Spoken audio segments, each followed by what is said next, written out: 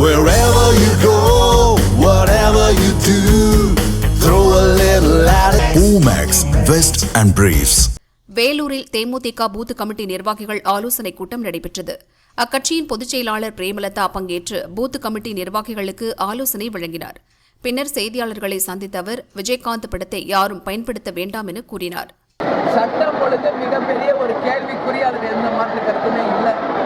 இன்னைக்கு ஆணவ படுகொலைகள், லாக்அப் கொலைகள், அதே மாதிரி இன்னைக்கு கலாச்சாரம் எங்க இருக்க, போதை, கஞ்சா, அபீன், மெத்தபெட்டமைன், இந்த மாதிரி தான் எல்லா இடத்துலையுமே இருக்கு. இதுதான் இந்த சீரழிவுக்கு காரணம். நகை கொள்ளை, அந்த ஒரு 5-6 பவுனுக்கு கொலை பண்ணுறது எல்லாம் நடந்துட்டு இருக்கு. சட்டம் ஒழுங்கை தன் கையில் வைத்திருக்கும் அண்ணன் முதலமைச்சர் ஸ்டாலின் அவர்கள் சரியான முறையில் இதை ஸ்ட்ராங் பண்ணி இந்த சட்டம் ஒழுங்கை சீர் செய்ய வேண்டும் என்று கேட்டுக்கொள்கிறேன். ஆணவ படுகொலைகளை தடுப்பதை தேமுதிக வரவேற்கிறது. நம்ம நாட்டில் தான் பாரதியார், பெரியார் எல்லாம் பிறந்து ஜாதி இல்லை அடி பாப்பான்னு எப்பயோ சொல்லிட்டு போயிட்டார். ஆனால் இன்னைக்கு வரைக்கும் எங்கேயாவது ஜாதி ஒழிஞ்சிச்சா? எல்லா இடத்துலையும் அந்த ஜாதியை வச்சு கொலைகள் நடந்துட்டு தான். அதெல்லாம் நேற்று நான் சொன்னேன், ஒவ்வொரு தனி நபரும் அதை மைண்டில் ஏற்றி மாற்றணும். தலைவர் எவ்வளவோ சொல்லியிருக்கார், ஜாதி மதத்துக்கு அப்பாற்பட்டது தேமுதிக அப்படின்னு.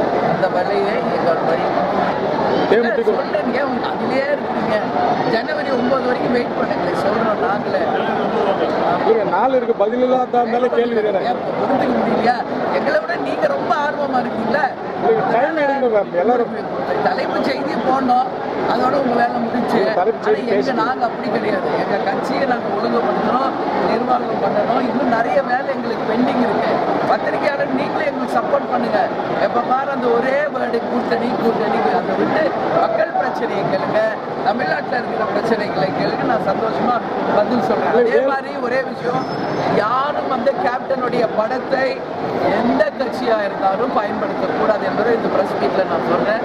ஏன்னா நாங்க இன்னைக்கு ஒரு அரசியல் கட்சி, எங்கள் தலைவர் கேப்டன்.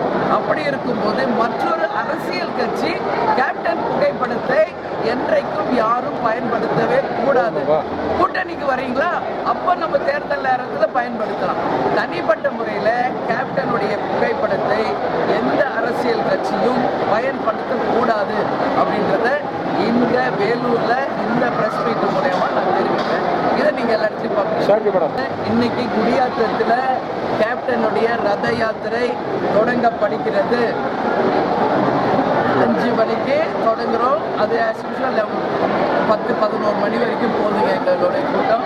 அதனால நாங்கள் முதல் நாளே கொண்டு வரணும் தான் ட்ரை பண்ணோம். நிறைய வேலைப்பாடுகள், நிறைய வேலை. அதனால ஒரு 2 நாள் தாமதமா இன்னைக்கு தான் வேலூருக்கு ரத யாத்திரை வருது. அதான் எல்லாரும் சொல்றாங்க, கேப்டன் வேலூர் மாவட்டத்தினுடைய மாப்பிள்ளை. அதனால தன்னுடைய மாமனார் மாமியார் ஊர்ல இருந்தா ஆரம்பிக்கணும்னு கேப்டன் பிடிவாதமா இருந்து இன்னைக்கு குடியாத்தத்துக்கு வர்றாரு. அதனால எங்க மாவட்டத்தில் எல்லாருக்கும் இது சந்தோஷம். அவர் இன்னைக்கு வேலூருக்கு வருகிறார், மக்களை சந்திக்க.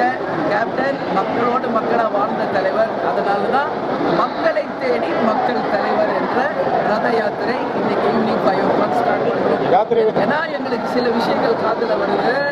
அதனால இனிமே யாரும் தலைவருடைய புகைப்படத்தையோ எதையும் நீங்க பயன்படுத்தக்கூடாது. ஏன்னா எங்களுக்கு கட்சி இருக்கு, எங்க நிர்வாகிகள் தொண்டர்கள் இருக்காங்க, அவங்க மட்டும்தான் அதை பயன்படுத்தணும்.